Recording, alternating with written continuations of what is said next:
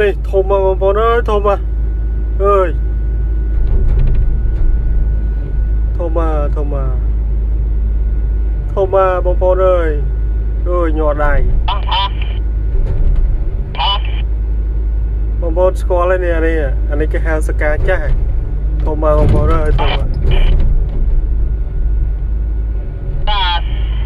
phải cái chủ với đạo vào nhau mà thở nó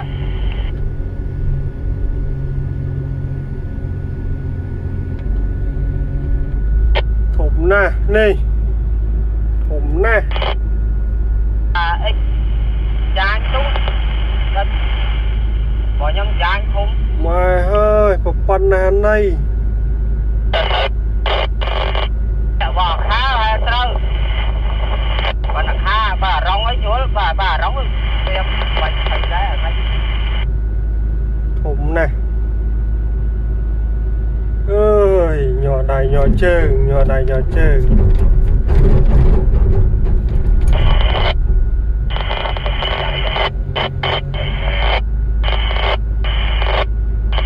nhỏ này nhỏ chừng con ba mẹ đá lắm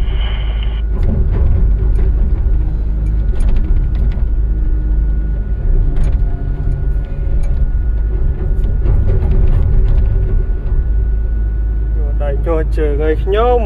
về đi